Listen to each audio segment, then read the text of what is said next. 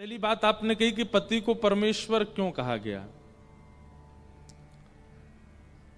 आप ये नहीं जानते कि बालकों को भी गोपाल जी कहा जाता है, लाली को भी किशोरी जी कहा जाता है।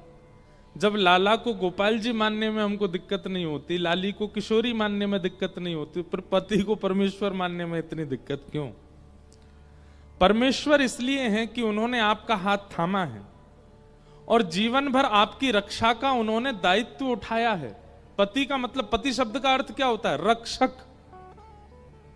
जो रक्षा करे उसको पति कहते हैं। इसलिए ठाकुर जी को जगतपति कहा जाता है, मतलब जगत के रक्षक।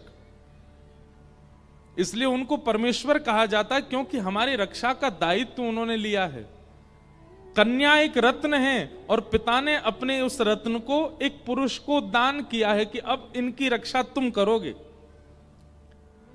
आपकी रक्षा का दायित्व उनका है, इसलिए परमेश्वर। दूसरी बात, अब आजकल तो लोग बाग भूल गए, लेकिन जनेऊ संस्कार होता है ना, तो जनेऊ संस्कार में विवाह से पहले 3 धागे पहनता है पुरुष और विवाह के बाद 3 धागे और पहनता है, तो 6 सूत्र का जनेऊ हो जाता है। 3 प्रकार के ऋण होते हैं हर मानव के ऊपर, देव ऋण, ऋषि ऋण और पितृ ऋण। बहुत सावधानी से सुनिए सब लोग, इधर देखिए। कौन बोल रहा है भाई यहां? इधर देखिए। देव ऋण, ऋषि ऋण और पितृ ऋण, 3 ऋण होते हैं।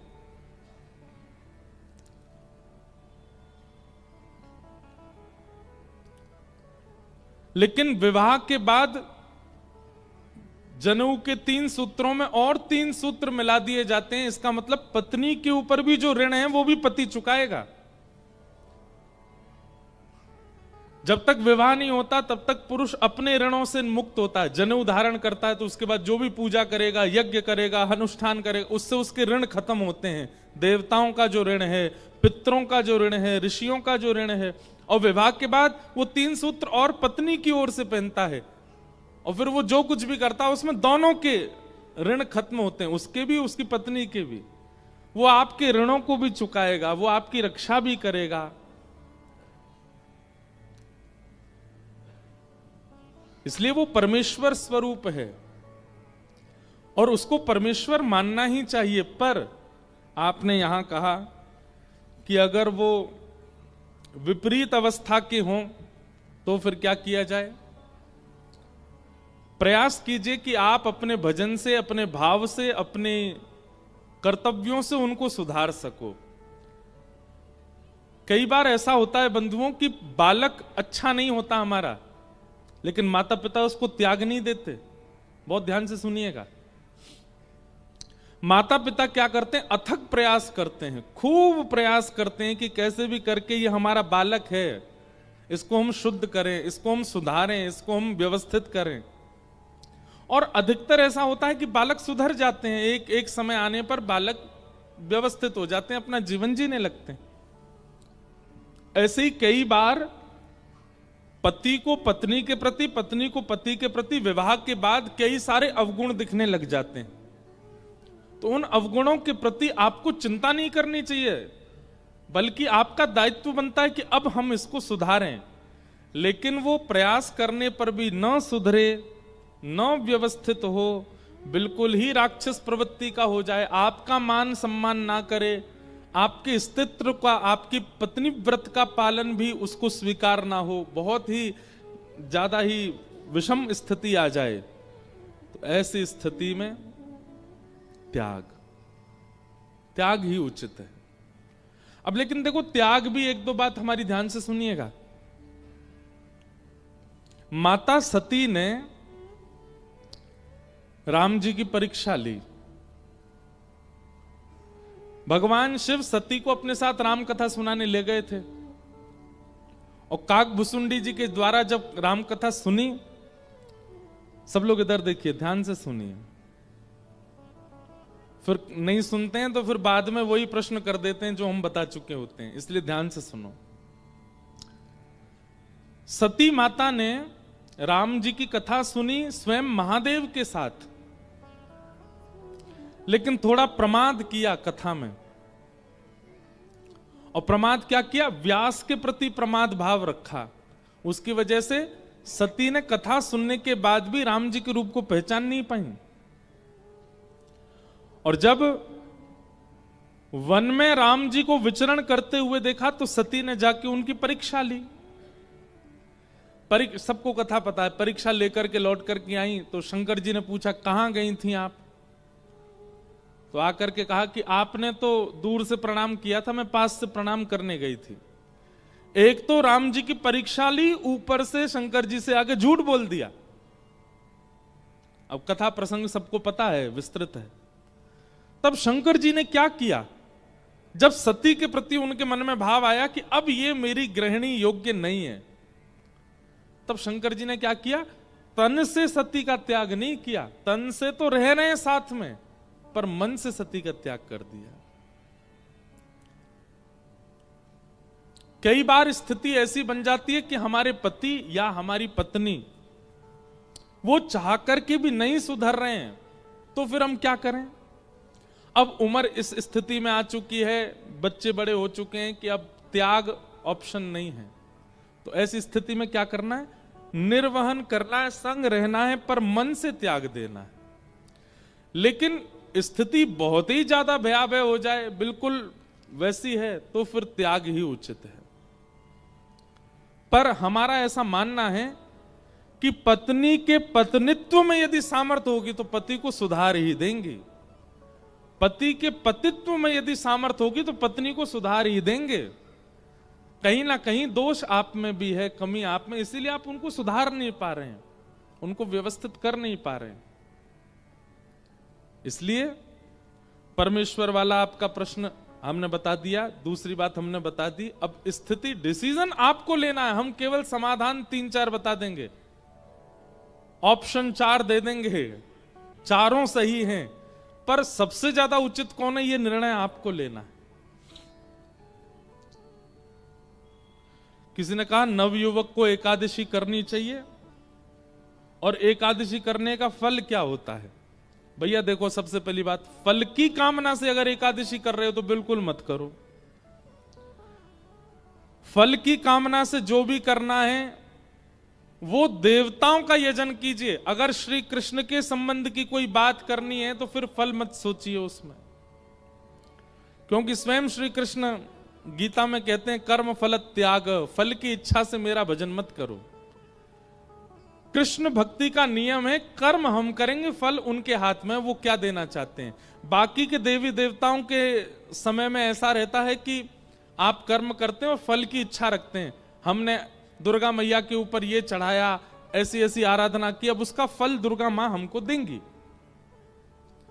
फल की इच्छा से अन्य देवताओं का यजन होता है, श्री कृष्ण का नहीं।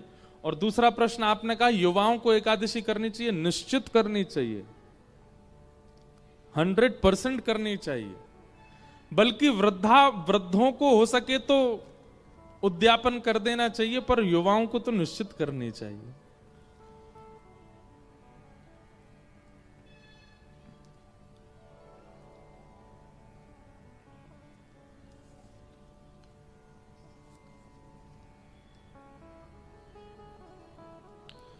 किन्हीं का भाव है, मेरे घर में सभी कोई मांस आदि खाते हैं, मैं नहीं खाती हूं, तो मुझसे सभी कोई मेरे विरुद्ध हैं कि हमारे यहां नहीं चलेगा और तुलसी माला खोलने को बोलते हैं।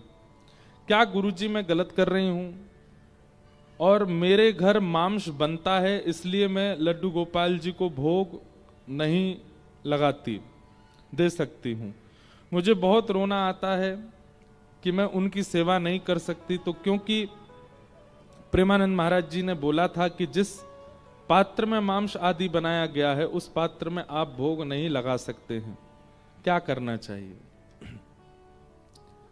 ऐसे लोगों को प्रहलाद जी महाराज का स्मरण करना चाहिए, जिनके पिता भी राक्षस हैं, भाई बंधु भी राक्षस हैं, चाचा ताऊ सब राक्षस प्रवृत्ति के हैं, सब मांस आदि सब भक्षण करते हैं। पर प्रहलाद जी के चरित्र में कभी भी ऐसा नहीं आया कि प्रहलाद जी ने अपने परिवार में किसी को हीन भावना से देखा हो ना। वो उनका व्यवहार है, वो उनका व्यवचार है, वो उनके कर्म है, उनको करने दीजिए। प्रहलाद जी महाराज क्या करते हैं, अगर मांस परोस भी दिया जाता है तो प्रहलाद जी महाराज हाथ जोड़ करके बैठे रहते हैं। सब लोगों की पंगत जब हो जाती है तो उठ के चले जाते हैं, उसको पाते नहीं है, फल जाके पा लेते हैं। तो जीवित रहने के लिए तो पाना है, उतना पा लेते हैं, मांस आदि का सेवन नहीं करते। तो जिनका ये भाव है कि घर में सब बनाते हैं, खाते हैं और हमको रोकते हैं, टोकते हैं, तो फिर ऐसे लोगों के आगे हाथ जोड़िए। आप उस घर में जन्मे हैं, ये निश्चित ही कोई प्रारब्ध है आपका, लेकिन आप अपने कर्तव्यों का निर्वहन कीजिए। आप मत पाइए, आप शुद्ध रखिए, आप अपनी भावना शुद्ध रखिए। रही गोपाल जी की बात, अगर आप करके व्यवस्थित कर सकते हैं तो व्यवस्था कर लीजिए उनकी, और नहीं व्यवस्था कर सकते तो सबसे सुंदर है मानसी सेवा। अपने ठाकुर जी के सामने शुद्ध पात्र रख दो, भले ही उसमें सामग्री ना हो, और पात्र रख करके मानसी भाव से नेत्र बंद करके विश्वास पूर्वक सुंदर मन में ही सब्जी बनाइए, पात्र में पधरा दीजिए। मन में ही खीर बनाइए, पात्र में पधरा दीजिए। मन में ही रोटी चावल दाल सब बना करके पात्र में पधरा दीजिए, और पात्र को सुव्यवस्थित ढक करके ठाकुर जी से कह दीजिए, हे नाथ, ये मन में बनाई हुई सामग्री आप कृपा कर भोग लगाइए। देखिए एक बात सुनिएगा, मानसी सेवा प्रत्यक्ष सेवा से ज्यादा श्रेष्ठ है। एक बार की बात है,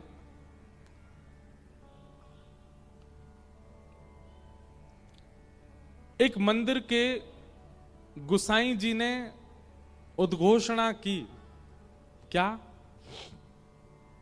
गांव के जितने लोग हैं प्रत्येक दिन एक एक व्यक्ति का नंबर आएगा, और वो व्यक्ति अपने घर से प्रसादी बना करके ठाकुर जी को भोग लगाएगा। बहुत ध्यान से सुनिएगा। तो सारे गांव के घर जो थे उन सबको पर्चियां दे दी गई कि हाँ भाई इस तारीख को तुम्हारे घर से आएगा, इस तारीख को तुम्हारे घर से आएगा। नियम बता दिए, इतना शुद्धता से बनाना, ऐसे बनाना, ये सामग्री बनाना।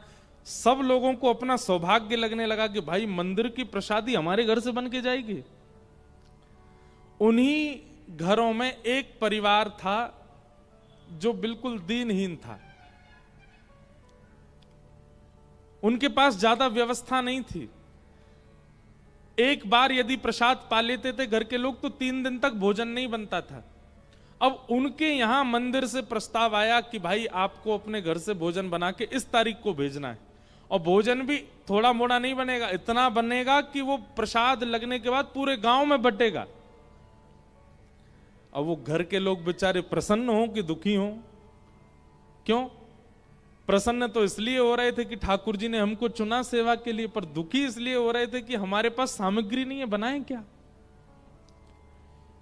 रात्रि का समय तो रोते रोते गुसाई जी के पास गए और जाकर के कहा, हमारा सौभाग्य कि हमारे परिवार को चुना गया, पर हमारे पास इतनी व्यवस्था नहीं है, हम कैसे बनाएंगे। लेना हम किसी से चाहते नहीं, हम ये भी नहीं चाहते कि हम किसी से मांग करके बनाए। हमें ये है कि हमारे घर का ही भाव सिद्ध होकर के मंदिर में जाए, लेकिन कैसे, इतनी सामग्री नहीं है हमारे पास। तो गुसाई जी बोले, एक भाव बताऊं, अगर विश्वास से करो तो बताऊं। उन्होंने कहा, आप बताइए। बोले, सामग्री बनानी तो सारी आती है ना? बोले, हाँ। सामग्री नहीं है ना घर पर? बोले, हाँ सामग्री नहीं। तो एक काम करना, मानसी भाव से सब क्रिया करना, नेत्र बंद करके बैठ जाना, सामने चूल्हा पर बर्तन रख देना, और बिल्कुल प्रत्यक्ष विश्वास के साथ ये मानना, अब हमने घी उठा करके इसमें डाल दिया, अब घी में हमने राई डाल दी, अब इसमें हल्दी डाल दी, मिर्च डाल दी, छोंक लगा दिया, अब इसमें चावल डाल दिए, चावल बन गए, आहा कितनी अच्छी सुगंधी आ रही है, केसर पधरा दी, अब चलो चावल बन गए, अब खीर बना दो, दूध औटा दिया, दूध में मिश्री डाल दी, उसमें चावल पधरा दिए, इलायची डाल दी, एक एक चीज उसमें पधराते जाना, और इतने विश्वास से पधराना कि नहीं तुम सोच नहीं रहे हो, तुम प्रत्यक्ष बना रहे हो। और सारी सामग्रियां सिद्ध करने के बाद मंदिर से आए हुए थाल में एक एक सामग्री व्यवस्थित कर देना, पत्तल से ढक करके मंदिर में दे जाना।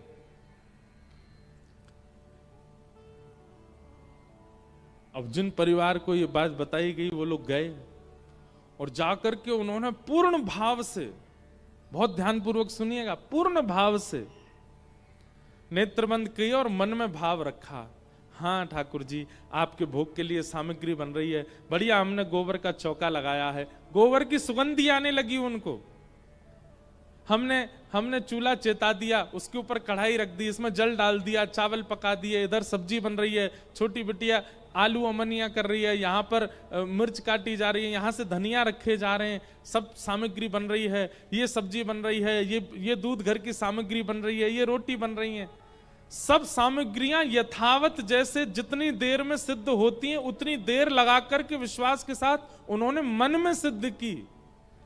और मन में सिद्ध करने के बाद मंदिर से आए हुए थाल में एक एक दाल, चावल, रोटी, सब्जी, जो भी सामग्री सब पधरा दी और पधरा करके दूसरी थाल से ढक करके सिर पर रख के एक एक कढ़ाई जो जो सामग्री बनी थी सब पे पत्तल रख के मंदिर ले गए और मंदिर में जाकर के पधरा दिया और गोसाई जी से कहा उसमें खीर है, इसमें कड़ी है, इसमें चावल है, यहाँ रोटी है, आदि आदि सब भाव बता दिए और प्रणाम करके वे चले गए।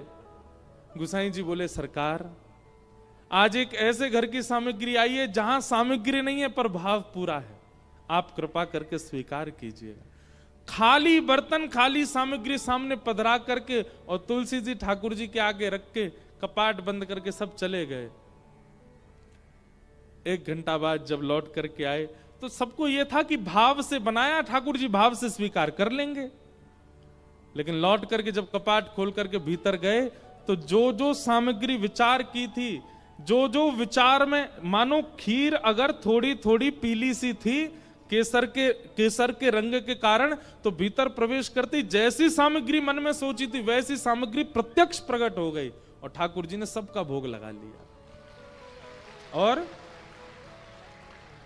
उस दिन गांव के लोगों ने मन में बनी हुई सामग्री का भोग पाया और सब वाह वाह करते रह गए, बोले वाह, इतने दिन से पूरे गांव के लोग प्रसाद बनाने पर ऐसी प्रसादी नहीं बनी। आप प्रत्यक्ष में ठाकुर जी को नहीं दे सकते तो मन से बनाइए। एक कंजूस भगत था, देखिए आपकी जिनका ये प्रश्न है उनकी स्थिति तो है मांस को लेकर के, और एक बात बताएं, हमको बहुत पीड़ा है, हमारे पास आज लगभग 50 प्रश्न आए जिनमें से के 15 प्रश्न तो मांस के संबंध के थे। हमें बहुत पीड़ा है इस बात की। झारखंड में सब कुछ बहुत अच्छा है, झारखंड के लोग बड़े सहज हैं, सरल हैं, भक्ति भाव वाले हैं, कथा सुनाओ तो उनके चित्त में भक्ति प्रकट हो जाती है। यहाँ पर प्राकृतिक सौंदर्यता कितनी है, सब कुछ बहुत अच्छा है, परंतु ये खान पान की शुद्धता केवल ये एक कारण बन जा रहा है जिसके कारण संतों का आगमन, जिसके कारण बड़े बड़े ऋषियों का आगमन, जिसके कारण आज के शंकराचार्य आदियों का आगमन कार्यक्रम हमारे हिसाब से झारखंड में विशेष रूप से इसलिए नहीं बन पा रहा क्योंकि यहाँ के लोगों में कहीं ना कहीं भोजन की शुद्धता नहीं है। हम आपसे प्रार्थना कर रहे हैं, अब सुनने के बाद कम से कम पंडाल में जितने लोग बैठे हैं ये तो शुद्धता का ध्यान रखें। सबको तो हम नहीं बदल सकते। और भैया देखो,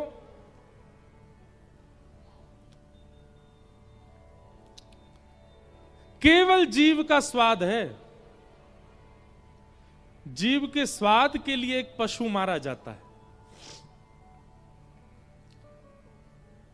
जीव से दूर जब तक वो पशु होता है तब तक स्वादिष्ट लगता है, लगता होगा, पता नहीं कैसा लगता हो, हमको तो बोलने में भी अजीब सा लग रहा है। हम चलो रसगुल्ला की बात करते हैं। हाँ, रसगुल्ला जब तक डिब्बा में है तब तक वो बढ़िया लगता है और जब तक जीव में आता है तब तक बढ़िया लगता है। जितनी देर जीव में उतनी देर ही उसका स्वाद होता है, डिब्बे में उसका स्वाद नहीं होता और जीव से नीचे जाने के बाद भी उसका स्वाद नहीं होता। केवल ये 1.5 इंच की जीव के लिए आप एक खानदान को खत्म कर देते हैं। किसी की माता जी को मार के पा गए, अब भाई जिसको भी पाया है वो किसी की मां तो है, किसी के पिताजी तो हैं, किसी का पुत्र तो है। कल परसों कोई बोल रहा था कि मैंने देखा एक वीडियो में कि कोई कह रहा था कि सफेद सफेद होता है ना गोल गोल, उसके लिए कह रहे थे, बोले ये मांस थोड़ी होता है, बोले ये तो अन्य अन्य प्रजाति की जो वो पक्षी होता है उसके पेट से निकलता है, और अगर इसको मांसाहार माना जा रहा है तो फिर गैया के दूध को भी मांस मानो। अरे भाई, आप कह रहे हैं कि जब तक वो फर्टिलाइज नहीं होगा तब तक उसमें बालक नहीं आता, उसके अलावा तो वो केवल मुर्गी के पेट से निकला हुआ एक सामग्री है, उसको पा सकते हैं, उसमें बालक नहीं होता। और उसका आप संबंध किससे कर रहे हैं? बोले गैया के दूध से। भाई, जिस सामग्री को आप पा रहे हैं वहीं से मुर्गी का बालक भी तो जन्म लेता, उसी चीज में ही जन्म लेता, बस वो बाकी के दिनों में नहीं लेता। प्रत्येक दिन ऐसा सुना है कि एक वो प्रकट होता है, हमको तो शब्द बोलने में भी अटपटा लगता है। हर दिन एक वो सफेद सफेद प्रकट होता है उनके गर्भ से, महीना में एक बार उसमें से बालक उत्पन्न होता है, ऐसा भाव है। बाकी के दिन बालक नहीं होता, वो केवल उनके पेट का ही मल मूत्र आदि होता होगा, उसको खा जाते हैं। और फिर उसका संबंध किससे रखा जा रहा है? वो गैया के दूध से। भाई, गैया का दूध जहां से आता वहां से बछड़ा नहीं आता। बछिया का जन्म, बछड़ा का जन्म वो गर्भ से होता है, और दूध जो है वो थन से प्रकट होता है।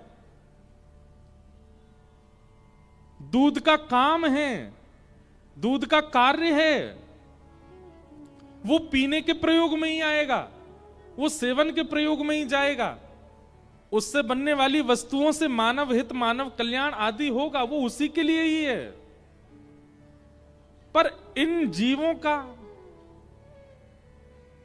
इनका उपयोग मारने के लिए नहीं है, खाने के लिए नहीं है, वो प्राण युक्त हैं, उनको मत मारिए, मत खाइए। हमें तो बहुत सारी कथाएं सुनने को मिली हैं यहां आकर के। एक दिन मैंने पूछा, मैंने कि झारखंड में हर घर के बाहर एक बकरी बकरा जरूर मिलते हैं, इसके पीछे क्या कारण है? बोले महाराज जी, ये गिफ्ट है, शादियों में दिया जाता है, और फिर जिसको दिया गया वो कहता अच्छा तुमने ऐसा वाला बकरा दिया, हम तुम्हारे यहां वैसा वाला और देंगे। कहीं कहीं होता होगा ये नियम, सब जगह तो नहीं है। हम पूरे, आप सबको नहीं कह रहे हैं, हम पूरे भारत, पूरे विश्व में जहां कहीं भी मांस भक्षण होता हम सबको कह रहे हैं, ये उचित नहीं है।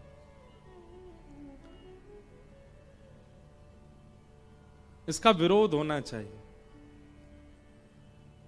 तो जिस प्रकार मन में बनी हुई मानसी सब्जियों को ठाकुर जी स्वीकार कर लेते हैं, आपके घर की अगर बर्तन और रसोई शुद्ध नहीं है तो आप भी मानसी सेवा करो। लेकिन हाँ, इतने विश्वास से कीजिएगा, आपको एक दिन अनुभव होगा, आप रखेंगे खाली पात्र, लेकिन लौट करके जब आके पात्र उठाओगे तो उसमें सामग्री अपने आप होगी, कभी ना कभी तो ऐसा अनुभव होगा। इसलिए मानसी सेवा कीजिए।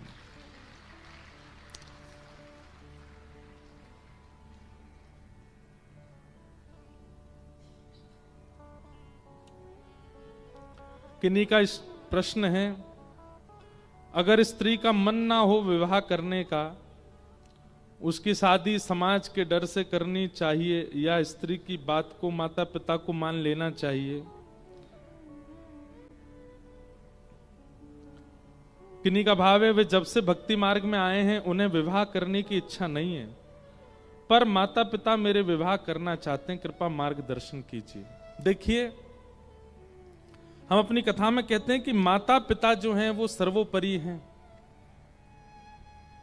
उनकी आज्ञा मानना प्रत्येक बालक का धर्म है। सब लोग इधर देखिए, सावधानी से कथा सुनिए। भक्तिमती मीराबाई, उन्होंने भी अपने माता पिता की आज्ञा मान करके विवाह किया था। भक्तिमती मीराबाई ने भी अपने माता पिता की आज्ञा मान करके विवाह किया, अपने माता पिता की प्रसन्नता के लिए किया। आप भक्ति में आए हैं, अभी आपकी इच्छा नहीं हो रही, बहुत ध्यान से सुनिएगा, लेकिन कहीं आगे चल करके आपकी इच्छा होने लगी, इंद्रिय भाव अपने वश में नहीं रख पाए, और समय निकल जाने के बाद कहीं आपकी इच्छा हुई, तो फिर वो शोभनीय नहीं होगा। या तो दृढ़ संकल्पित हो जाइए, अपने माता पिता को दृढ़ संकल्प के साथ कह दीजिए कि आप विवाह के लिए बने ही नहीं हैं। पूर्ण रूपेण आगे चलकर के भी कभी मन में भाव नहीं आएगा, लेकिन इस बात को आप जानते हैं कि कभी ना कभी ये इच्छा मेरी प्रकट हो सकती है, तो माता पिता की इच्छा पूरी करते हुए आपको विवाह करना चाहिए। उसके लिए ठाकुर जी से प्रार्थना करो कि अनुकूल वर मिल जाए जिससे भी ब्याह हो, और वर को भी प्रार्थना करनी चाहिए अनुकूल पत्नी मिल जाए। और हम तो एक बात कहते हैं कि अनुकूल पति मिले भगवान की कृपा, और प्रतिकूल मिले तो डबल कृपा, और ज्यादा ही कृपा है ठाकुर जी की। आप कहोगे क्यों? अनुकूल मिलेगा, आप प्रसन्न रहोगे, तो आपके मन का जो थोड़ा बहुत स्नेह भाव है वो उसके प्रति रहेगा। लेकिन अगर प्रतिकूल मिला तो थोड़ा बहुत स्नेह भाव भी जो उसके प्रति होना चाहिए वो भी ठाकुर जी के प्रति समर्पित हो जाएगा, पूर्ण रूप में ठाकुर जी के रहोगे। इसलिए माता पिता की बात को आपको मानना चाहिए। फिर आपने दूसरी बात कही है कि मैं ये प्रश्न इसलिए पूछ रही हूं महाराज जी, मुझे डर है कि मैंने अपराध तो नहीं किया। मेरी कॉलेज की एक मित्र, उसने आत्मदाह कर लिया था, उसके मृत शरीर पर तुलसी की माला पहना दी थी। महाराज जी मुझसे कोई अपराध तो नहीं हुआ ना? नहीं, बिल्कुल ऐसी कोई बात नहीं है, बल्कि हमारे यहां तो नियम है कि जब किसी का देह भगवत धाम गमन करता है तो तुलसी दल मुख में पधराया जाता है। अगर आपने उनके कंठ में यह धारण करवाया है तो इसमें कोई अपराध की बात नहीं है, ये तो अच्छा है। बल्कि उनको हमारे यहाँ तो ब्रज रज लगाई जाती है, तिलक लगाया जाता है, ठाकुर जी के सुंदर अभिषेक का जल मुख में डाला जाता है, तुलसी दल पधराया जाता है, उसके बाद ही संस्कार आदि होते हैं। इसलिए आप बिल्कुल भी इस बारे में विचार ना करें, ये अच्छा है। सब समाधान हमने दिए हैं, लेकिन एक बात हम फिर कह दें, निर्णय आपका है। हम आपको सतर्क कर सकते हैं, अपने मनोभाव और गुरु आज्ञा से जो भाव लगेगा वो बता सकते हैं।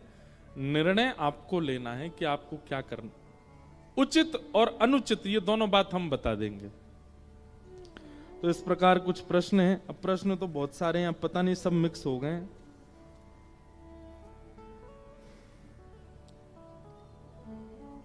किन्हीं का भाव है, मैंने अपने पेरेंट्स की गलती के कारण अपने जीवन में बहुत कुछ झेल रही हूं और चाह कर के भी इस स्थिति से निकल नहीं पा रही, ना ही अपने पेरेंट्स को माफ कर पा रही हूं। आगे कैसे बढ़ूं? सब कुछ भूलना बहुत मुश्किल है। अब देखिए, स्थिति क्या है वो तो आप जानो, पर हमारी एक बात है, सबसे पहले तो आप अपने मन से ये बात निकाल दीजिए कि माता पिता बहुत बड़े अपराधी हैं। आप सबसे बड़ा पाप तो यही कर रहे हैं कि आप उनको अपराधी मान करके देख रहे हो। कुछ दिन पहले एक खबर मिली थी कि एक बालक ने अपने माता पिता पर केस कर दिया। उससे पूछा गया, बोले भाई माता पिता पे केस क्यों कर रहे हो? बोला ये बहुत बड़े अपराधी हैं। उस लोगों ने कहा किस बात का अपराध? बोले मेरी बिना अनुमति के मुझको जन्म दिया है इन्होंने। बताओ, आप सबसे पहली भूल तो यहां ये कर रहे हैं कि आप माता पिता को अपराधी मान रहे हैं। नहीं, पंजाबी भाषा में एक बात कही जाती है, मात पितानु कभी ना छड़िए चाहे लख उनादा कसूर होवे। चाहे उनके लाख कसूर हों, आपको अधिकार नहीं है माता पिता पर कसूर थोपने का। बालकों को तो शुद्ध दृष्टि माता पिता की रखनी चाहिए। अगर शुद्ध दृष्टि माता पिता के प्रति नहीं रख पाएंगे तो ठाकुर जी को भी कभी शुद्ध दृष्टि से देख नहीं पाएंगे। भले ही वह अपने कर्तव्य से, अपने प्रारब्ध से उन्होंने जो भी किया हो, आप मत उस पर आकलन कीजिए उस भाव का। तो सबसे पहले तो आप इस दोष को निकालिए कि आप उनको अपराधी मान रहे हो। नहीं। फिर आपने कहा कि उनकी गलती की वजह से आप बहुत कुछ झेल रहे हैं जीवन में। बच्चे भी कई कुछ ऐसा करते हैं जिसके कारण माता पिता को झेलना पड़ता है। ये प्रारब्ध कर्म है। पिता माता की करनी पूर्व की बालकों को कभी कभी सहनी पड़ती है। इसीलिए जब बालक होते हैं तभी कथा में समझाया जाता है कर्म सुधारो, आप नहीं तो आपके बालक सहेंगे, और फिर वो आपको इस प्रकार से अपराधी साबित करेंगे। फिर हमको कथा में आगे कहना पड़ेगा भाई माता पिता को अपराधी मत मानो। इसलिए उनके किए गए कर्तव्यों को आप झेल रहे हैं, ये आपका ही कोई प्रारब्ध है, उनको दोष मत दीजिए, उनके प्रति दोष भाव मत रखिए। माता पिता के प्रति दोष भाव रखने से भगवद मिलन में भी बाधा बन जाएगी। इसलिए उनको तो शुद्ध ही मानिए, उनको तो उचित ही मानिए। वशिष्ठ ऋषि भगवान श्री राम के गुरु, वे परम विद्वान थे। उनका पुत्र, बहुत ध्यान से सुनिएगा, धीरे धीरे वो भी विद्वान बना। तो वशिष्ठ ऋषि के पुत्र क्या करते थे कि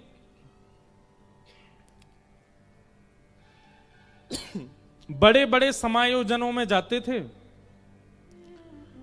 और वहां जाकर के शास्त्रार्थ में विद्वानों को हरा देते थे और हरा करके जीत करके आते थे। जैसे कि रांची मंडल के विद्वानों का एक सभा हुई और उसमें आप जीत गए, तो मंडल के विद्वानों में जीत गए। आकर के पिताजी से कहा, पिताजी देखिए हमारे पूरे क्षेत्र मंडल के विद्वानों को मैंने हरा दिया और ये प्रथम पुरस्कार जीत करके आया। तो वशिष्ठ ऋषि जी बोले, अच्छी बात है, और मेहनत करो। तो वशिष्ठ ऋषि के पुत्र को लगा कि पिताजी को प्रसन्नता नहीं हुई, मैंने मंडल के विद्वान हरा दिए, मैं इतना विद्वान हो रहा हूं, कोई बात नहीं, अब मैं प्रांत के विद्वानों को हराऊंगा। स्टेट लेवल पर गए, प्रांत के विद्वानों की बैठक हुई, सबको हरा दिया, जीत गए वशिष्ठ ऋषि के पुत्र। पिता के पास जाकर के कहा, पिताजी अब तो प्रांत के विद्वान हरा दिए मैंने। वशिष्ठ ऋषि ने तब भी प्रसन्नता व्यक्त नहीं की। तब उनके पुत्र देश के विद्वानों की सभा में गए और देश के विद्वानों को हरा करके आए और पिताजी के चरणों में कहा, पिताजी अब मैंने पूरे देश के विद्वानों को हरा दिया है, मैं प्रथम श्रेणी आया हूं। वशिष्ठ ऋषि ने तब भी कोई प्रशंसा नहीं की। तो उनके पुत्र के मन में भाव आया, अब एकमात्र विश्व विजेता बनना रह गया मेरा। अब मैं विश्व के विद्वानों के सभा में जाऊंगा, सबको हरा करके आऊंगा, और उसके बाद भी अगर पिताजी ने मेरी प्रशंसा नहीं की तो मैं समझ जाऊंगा कि मैं बहुत विद्वान हो रहा हूं, इससे मेरे पिताजी को मुझसे ईर्ष्या हो रही है। उनके पुत्र विश्व के विद्वानों के मध्य गए, सबको हरा दिया, और हरा करके अपना प्रथम पुरस्कार लेकर के पिताजी के पास गए। पिताजी, मंडल के विद्वान, क्षेत्र के विद्वान, प्रांत के विद्वान, देश के विद्वान और अब विश्व के विद्वानों को हरा दिया मैंने।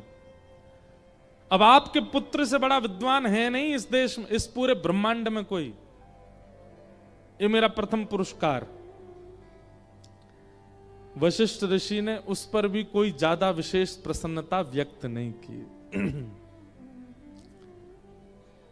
उनके पुत्र को लगा पिताजी को जलन हो रही है कि मैं इनसे अच्छा बन रहा हूं। और उनका पुत्र गया और जाकर के पता नहीं क्या गलत गलत सोचने लगा। उसके मन में आया कि ये पिता है मेरे, इनको मेरी उज्जवलता अच्छी नहीं लग रही है। बहुत हो गया, इनकी प्रसन्नता के लिए मैंने कितना परिश्रम किया, सबको हरा दिया, कहां कहां जाकर के मैंने शास्त्रार्थ नहीं किया, लेकिन ये प्रसन्न नहीं हो रहे हैं। कहीं ऐसा तो नहीं कि कहीं मैं और ज्यादा विद्वान हो गया तो कभी ये मुझे विष पिला दें या विष खिला दें, मेरे प्राण चले गए तो मेरी मां की रक्षा कौन करेगा, ऐसे ऐसे भावना सोचने लगे। आज रात्रि को मैं अपने पिता का वध कर दूंगा। जो मेरे परिश्रम से प्रसन्न नहीं, वो पिता कैसा मेरा। अर्धरात्रि का समय अपने पिता के कक्ष में जा रहे थे, तभी उनके पिता भीतर उनकी मां से चर्चा कर रहे थे और उन दोनों की चर्चा को ये कान लगा करके सुन रहे थे, क्या बात हो रही है। तब उस पुत्र की मां कह रही थी कि हमारा बेटा प्रांत में जीता, देश में जीता, विश्व विजयी हो गया। आपकी दो प्रशंसा की बातें सुनना चाहता था, आपने कभी उसकी प्रशंसा नहीं की। तो वशिष्ठ ऋषि के नेत्र सजल हो गए और बोले, देवी, जिस समय वो क्षेत्र के विद्वानों को हरा करके आया था, प्रसन्नता तो मुझे उसी समय इतनी हो रही थी कि उसको गोद में बिठा लूं, लेकिन मैंने सोचा कि अगर मैंने क्षेत्र के विद्वानों को हराने पर ही प्रसन्नता व्यक्त कर दी, अगर उसी दिन उसकी प्रसन्नता कर दी होती, प्रशंसा कर दी होती, तो आज वो विश्व गुरु नहीं बन पाता, आज वो विश्व विजेता नहीं बन पाता। मेरी अप्रसन्नता से ही बार बार परिश्रम करके वह विश्व गुरु बना है। मुझे बहुत अच्छा लगता है जब वो प्रथम पुरस्कार लेकर के आता है, मुझे बहुत अच्छा लगता है, उसको गोद में बिठाने का मन होता है, उसको हृदय से लगाने का मन होता है।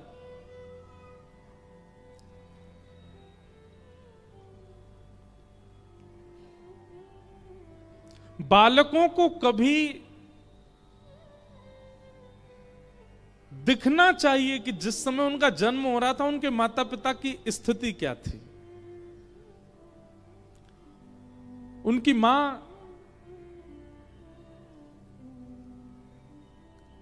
कितने भाव में थी। पिता को जब पता चला कि उनके पुत्र हुआ या पुत्री, वो कितने कितने आनंद में हो गए थे, कैसे कैसे उन्होंने परवरिश की। वो बात अलग है, कई बार बंधुओं ऐसा होता है कि दुर्भक्षी लोग जो होते हैं ना, देखिए इसीलिए मांस के लिए मना करते हैं, कहीं ना कहीं दुर्भक्षी लोग वो आगे चल करके उनकी क्रिया ऐसी हो जाती है कि उनके बालकों को ही घृणा होने लगती है। इसलिए अपना अन्न सुधारिए, जैसा होवे अन्न वैसा होवे मन। पर अन्न तो खा ही नहीं रहे, मांस खा रहे हैं हम। अभी तक तो हमने बालकों को संबोधन किया कि माता पिता में दोष मत देखो, लेकिन अब हम माता पिता को संबोधन कर रहे हैं। कम से कम अपना जीवन ऐसा बनाइए। आपके लिए सबसे बड़े दुर्भाग्य की बात है कि आपके बालक आपको दोषी मानते हैं। ऐसा कुछ हल्की हरकत उनके सामने मत कीजिए, ऐसा व्यवहार उनके सामने मत कीजिए कि कल को आपके बालक ही आपको दोष दें।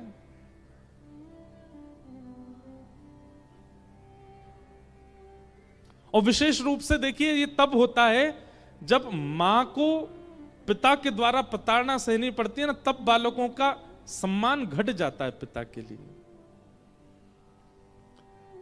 मां के प्रति दुर्व्यवहार करने वाले पिता वो अधिकतर दुर्भक्षी ही देखे जाते हैं। 90% दुर्भक्षी होते हैं, दुर्ग्राही होते हैं, असद खान पान करने वाले होते हैं।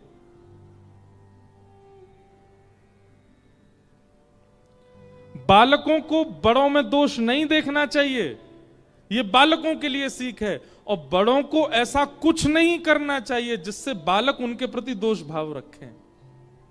दोनों को संभलना पड़ेगा। जो माता पिता बालकों की नजरों में ही गिर जाते हैं, अपने कर्मों की वजह से या अपने खान पान और अपने लड़ाई झगड़े और अपने अपवाद विवादों की वजह से, उनके लिए नरक और स्वर्ग कहीं और नहीं है, ये पृथ्वी ही नरक है कि उनके बालक ही उनका सम्मान नहीं कर रहे हैं। इसलिए हमारे भाव को दोनों पक्ष सुने। बालक प्रयास करें माता पिता में दोष ना देखें, और माता पिता से हमारी प्रार्थना, विवाह के बाद संतान हो जाने के बाद आप अपने लिए नहीं जी रहे हो, आप उनके लिए जी रहे हो। इसलिए ऐसा कर्तव्य कीजिए, ऐसे नियमों का पालन कीजिए, ऐसा जीवन बनाइए, गर्व से कहे आपका बालक मैं उनका पुत्र हूं। आज हमें अत्यंत गर्व, हम आपको क्या बताएं, श्रीमद् भागवत की कथा करते हैं और भागवत की कथा करने से मुक्ति प्राप्त होती है। मुक्ति का मतलब क्या होता है? पुनर्जन्म नहीं होता। हम एक बात अपने मन में सोचते हैं कि अगर कथा जीवन भर कहने से अगर हमको मुक्ति मिली ना, तो हम ठाकुर जी के पास जाकर के भी कथा ही सुनाएंगे और वैकुंठ में जाकर के ठाकुर जी को कथा सुना के, सुनो पहले पूरी बात सुनो, 7 दिन की कथा पूरी होते ही ठाकुर जी से कहेंगे लाओ दक्षिणा दे दो। ठाकुर जी कहेंगे क्या दक्षिणा चाहिए? तब ठाकुर जी से कहेंगे ऐसे माता पिता के कुल में पुनर्जन्म और श्रीधाम वृंदावन में हो जाए, ऐसे कृपा कर दो बस।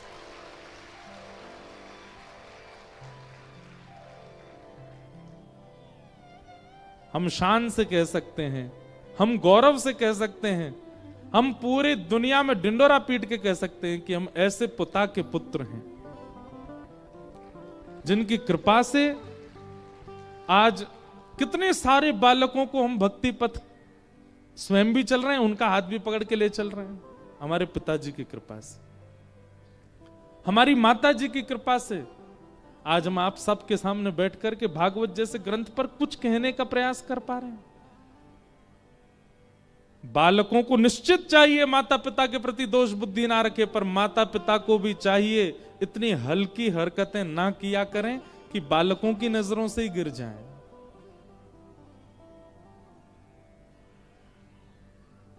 आजकल ऐसा हो रहा है और इन सब में कारण बन जाता है दुर्भक्षण। इसलिए प्रश्न तो बहुत सारे हैं, सबको हम प्रणाम करते हैं, जो रह गए होंगे प्रयास करेंगे कल उनका उत्तर दें। और हमारी एक और बात सुन लो भैया, घर के कलेश मत सुलझवाओ हमसे मंच पे। आपके विवाह हो गए हैं, आपके पतिदेव हैं, पत्नी, सब हमने कथा में बता दिया। अब विवाह संबंधी प्रश्न हमसे मत पूछना, हम खुद कुंवारे हैं अभी तक।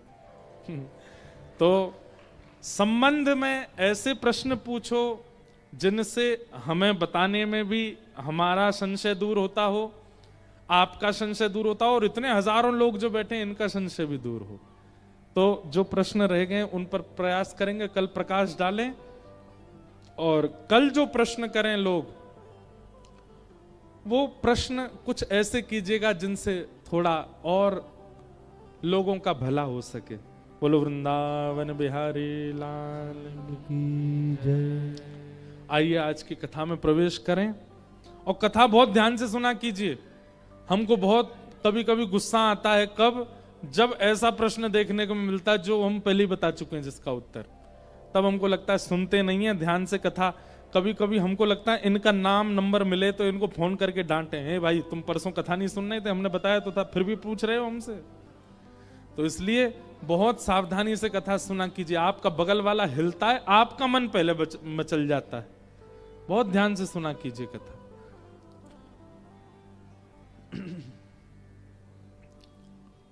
तो परीक्षित जिनको 7 दिन में मरने का श्राप लगा, क्यों? भगवान के स्वधाम गमन के बाद, सावधानी से सुनो, भगवान के स्वधाम गमन के बाद पांडवों ने स्वर्गारोहण किया। राज्यपाट छोड़ करके पांडव सब स्वर्ग को प्रस्थान कर गए और उस समय हस्तिनापुर का राजा बना दिया छोटे से परीक्षित को। ब्राह्मणों के नेतृत्व में परीक्षित बड़े हुए और परीक्षित का विवाह हुआ, जन्मेजय आदि पुत्र हुए। एक दिन परीक्षित को कलयुग मिला।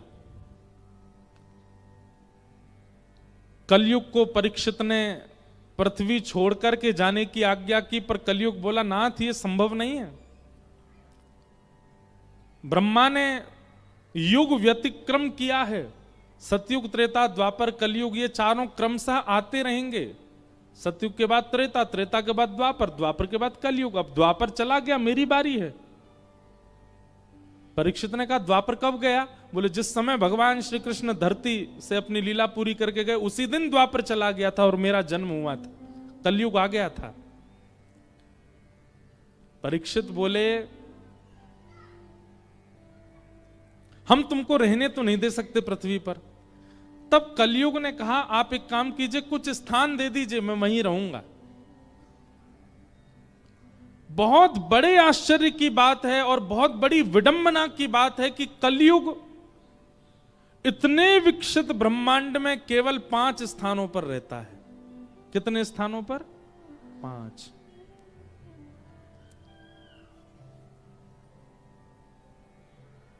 विचार कीजिए कितने छोटे स्थान हैं कलयुग के पास, लेकिन फिर भी इतना पाप बढ़ रहा है दुनिया में। क्यों? क्योंकि इन 5 में कहीं ना कहीं मानव प्रवेश कर रहा है।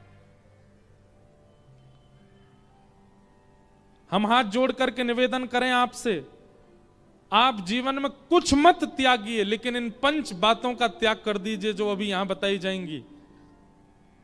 आप कलयुग में रहते हुए भी सतयुग का औरा लेकर के चलोगे, आप सतयुग के ही माने जाओगे।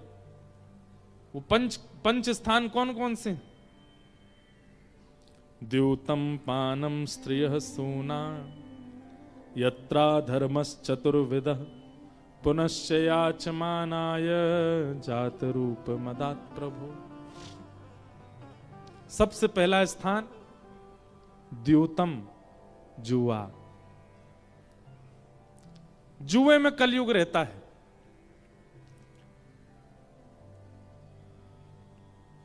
और जुआ का मतलब केवल खेल वाला जुआ नहीं है।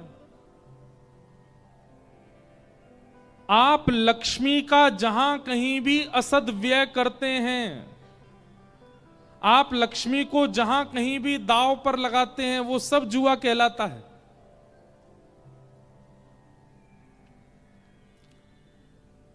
बता आज बारिश होगी कि नहीं होगी?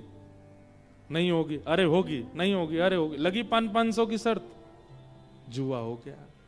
आपने धन को मजाक मजाक में दांव पर लगा दिया।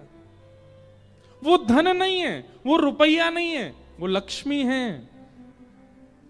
आप लक्ष्मी की गरिमा नहीं देखोगे, कहीं भी देने को तत्पर हो जाओगे, उसका पाप लगेगा आपको।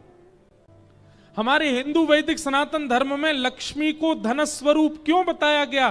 ताकि व्यक्ति विचार करे कि ये लक्ष्मी है, कहां देना है, कहां नहीं देना, कैसे देना है, कैसे नहीं देना, इसका विचार वो करे। इसलिए लक्ष्मी का स्वरूप बताया गया है। जुआ, जुए का मतलब क्या है? द्यूतम का मतलब क्या है? दांव पर लगाना लक्ष्मी को। संपूर्ण महाभारत का युद्ध का कारण केवल यही बना कि वहां जुआ खेला गया था। इतना विशाल युद्ध केवल जुए के कारण हुआ। हमारे भारत की पुरातन संस्कृति महाभारत जुए की वजह से हुई। इसलिए लक्ष्मी को आप दांव पर नहीं लगा सकते। तो प्रथम स्थान क्या है? जुआ, द्यूतम, उसमें कलयुग का निवास है। दूसरा स्थान क्या है?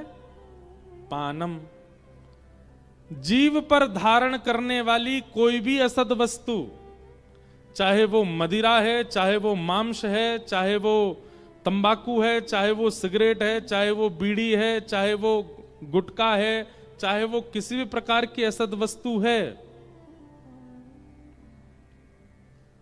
उसमें कलयुग का निवास है। आप अगर मदिरा पान करते हैं, आप मांस भक्षण करते हैं, आप ऐसी कोई भी चीज खाते हैं जिससे आपकी बुद्धि अनकॉन्शियस होती है, उसमें कलयुग का निवास है। ऐसा कहते हैं शुभ शुभ बोलो, शुभ शुभ बोलो। क्यों बोलो? बोले दिन भर में एक बार सरस्वती जीभ में बैठती है। सबको बोलते हैं ना ऐसा। कोई व्यक्ति अगर कह दे अरे भैया कहीं हम वहां जा रहे हैं, मां हमारे साथ ऐसा ना, अरे ऐसा मत बोलो। कहते हैं कि दिन में एक बार लक्ष्मी सरस्वती बैठती है जीभ पर। मतलब ये बात हम जानते हैं कि सरस्वती जीभ पर बैठती है। जिस स्थान पर सरस्वती बैठती है आप उसको अपवित्र कैसे कर सकते हो? उसको आप अशुद्ध कैसे कर सकते हो? केवल मदिरा पीने वाले और मांस भक्षण करने वाले पापी नहीं है। ध्यान से सब लोग इधर देख के सुनिए। तंबाकू खाने वाले भी एक प्रकार से पापी हैं, उनको भी पाप लगता है। आप कहोगे महाराज जी उसमें क्या पाप है? वो सुपारी तो है, वो मसाला ही तो है। सुपारी में दोष नहीं है, पर उसमें मिला हुआ जो तंबाकू है, वो जो हरी पत्ती उसमें मिलाई गई है, उसमें दोष है।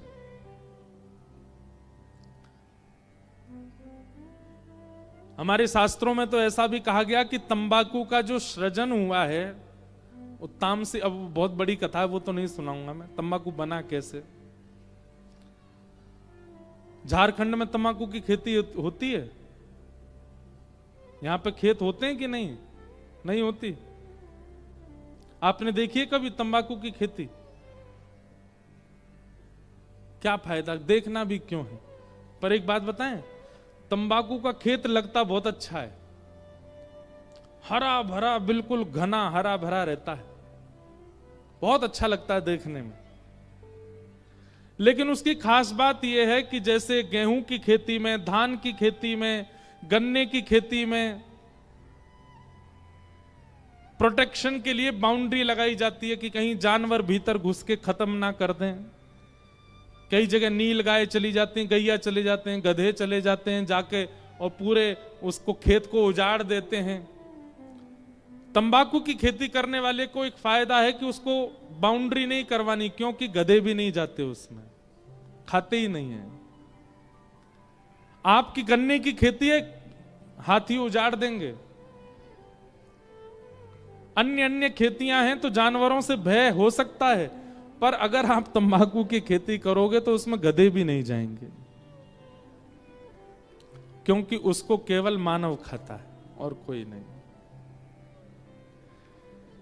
गधा भी इतना विवेक रखता है कि मुझको तंबाकू नहीं खाना, मानव खाता है।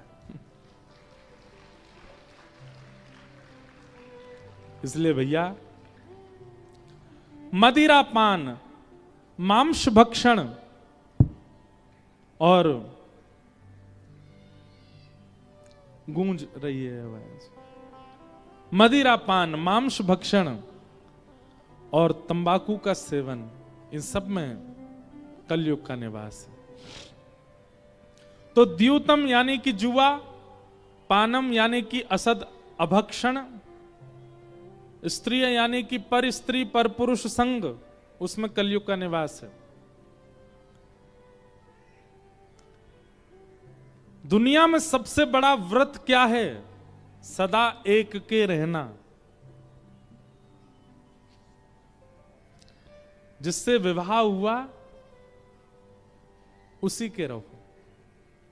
हां, वो बात अलग है कि अब यहां पे वो लोग वही सोचने लग जाते हैं कि हमारे पति तो ऐसे हैं, उनके कैसे रहे हम। लेकिन यदि वो पूर्ण रक्षक स्वरूप है तो उनके ही रहो। पत्नी व्रत, पति व्रत, उसका पालन। पर स्त्री संग नहीं, पर पुरुष संग नहीं।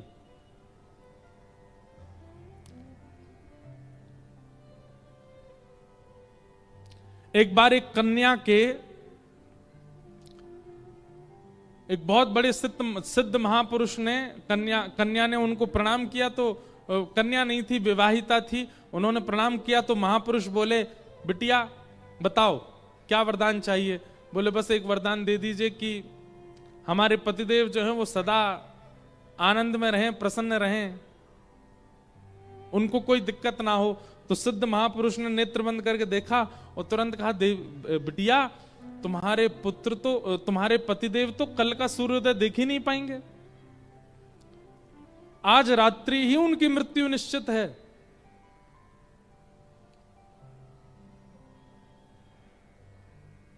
सूर्य उदय होते ही उनके प्राण चले जाएंगे, कल का दिन वो देख नहीं पाएंगे। उस पतिव्रता नारी ने उसी समय ध्यान लगाया और ध्यान में बैठ गई सूर्य नारायण भगवान के, और सूर्य नारायण भगवान से कहती है कि मेरा विवाह जब से हुआ है तब से लेकर के आज तक यदि मैंने अपने पतिव्रत का पालन किया हो, मैंने अन्य किसी पुरुष को कुदृष्टि से ना देखा हो, सर्वस्व अपने पति को माना हो, तो आप कल उदय नहीं होंगे।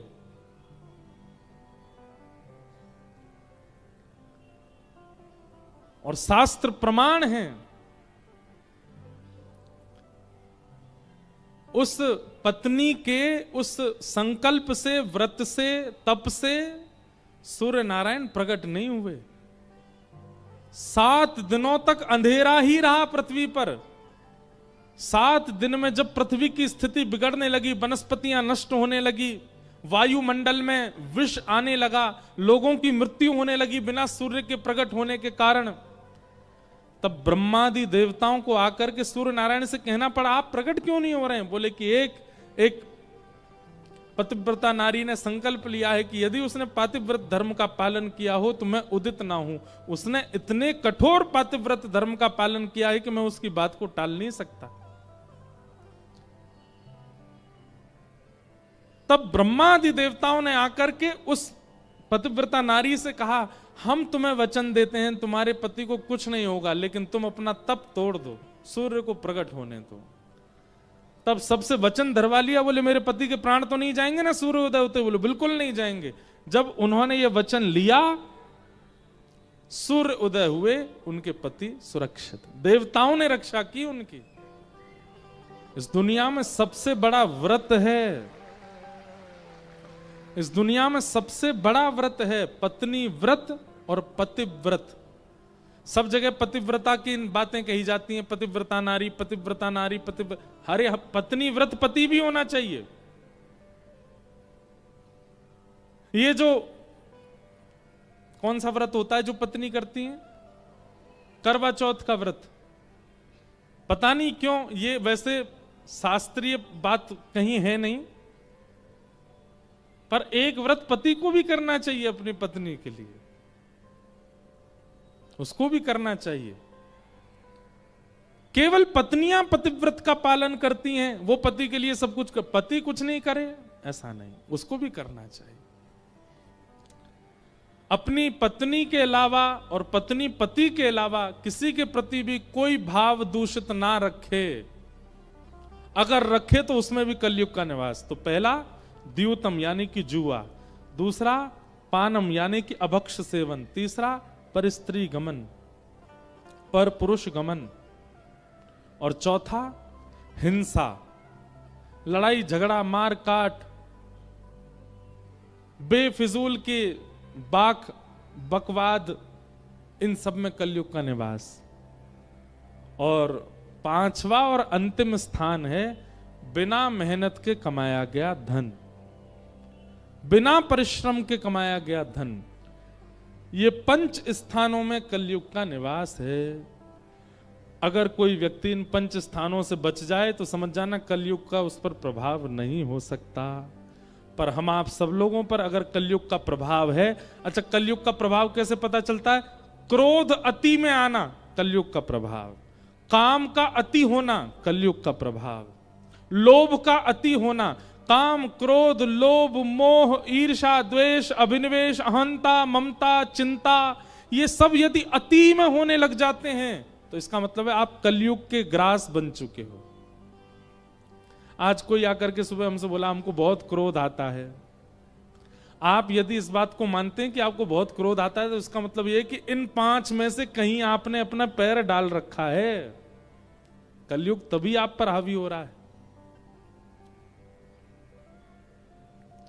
इसलिए अति में यदि कुछ भी है, क्रोध हो लोभ हो ईर्ष्या हो, कुछ भी अति में है, इसका मतलब है आपके ऊपर कलयुग का प्रभाव।